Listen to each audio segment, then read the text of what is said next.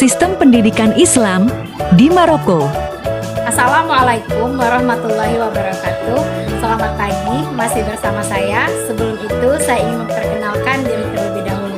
Nama saya Dena Puja Puspita, kelas 1C, semester 1, Prodi Pendidikan Agama Islam, Universitas Islam Negeri Fatmawati Soekarno, Bengkulu. Baiklah, di sini saya akan menjelaskan materi tentang sistem pendidikan Islam di Maroko. Maroko adalah negara yang terletak di Afrika Utara. Maroko juga merupakan negara yang menjadi saksi kesuksesan Islamisasi pada abad pertama kedatangan Islam. Sejarah mencatat sejak Islam diperkenalkan oleh Uqbah bin Nafi pada tahun 680 Masehi, seorang jenderal yang berasal dari Bani Umayyah di Damaskus. Risalah Nabi Muhammad SAW itu tidak dapat dipisahkan dengan masyarakat Maroko. Maroko juga merupakan negara yang dijuluki dengan negeri ufuk barat atau negeri terbenamnya matahari. Sebanyak 98,7% jiwa dari populasi sebanyak 30 juta jiwa, mayoritas masyarakat Maroko beragama Islam. Di Maroko juga berkembang beberapa agama seperti Yahudi dan Nasrani. Kuatnya Islam di negara yang beribu kotakan Rabat itu juga dapat dilihat dari menggeliatnya pendidikan Islam. 1. Sejarah awal Madrasah Maroko. Semasa Rasulullah SAW masih hidup, proses kegiatan pendidikan belum terorganisir dalam bentuk madrasah, akan tetapi masih berlangsung di masjid. Madrasah berkembang melalui 3 fase. Pertama, masjid itu sendiri atau jami. Yang kedua, bangunan tambahan dari masjid. Yang ketiga, madrasah dalam arti sebuah lembaga pendidikan. Pada awal sejarah Islam, kegiatan keilmuan sudah terorganisir dalam bentuk madrasah yang berasal dari kegiatan majelis taklim dari masjid-masjid.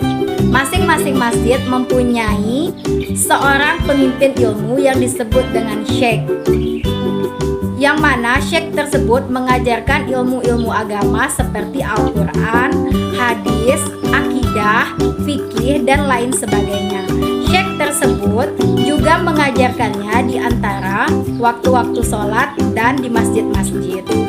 Lembaga pendidikan yang dikenal sangat modern dan tertua di dunia yang didirikan oleh Fatimah Al-Fihri adalah seorang putri saudagar yang bernama Muhammad Al-Fihri di Fes, Maroko, adalah Universitas Al-Qarawiyyin.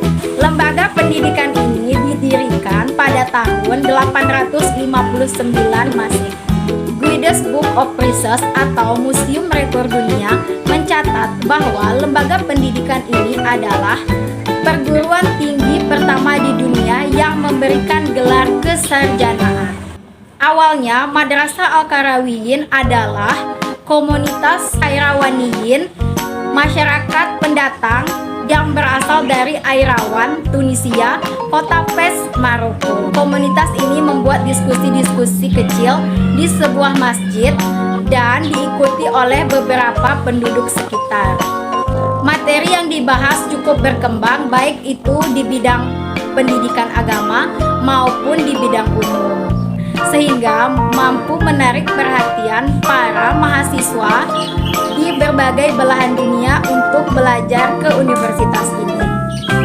Sejak itulah aktivitas keilmuan di Masjid Al-Qarawiyyin berubah menjadi kegiatan keilmuan yang bertaraf perguruan tinggi. Sedangkan yang kedua, sistem pendidikan madrasah. Konsep pendidikan madrasah dapat dikelompokkan dalam beberapa jenis. Yang pertama, maktab atau kutab adalah tahap awal dari sejarah pendidikan Islam. Yang kedua, madrasah yang merupakan bentuk lanjutan dari sistem maktab, yang mana materi-materinya lebih tinggi, di antaranya seperti falsafah, sejarah, musik, etika,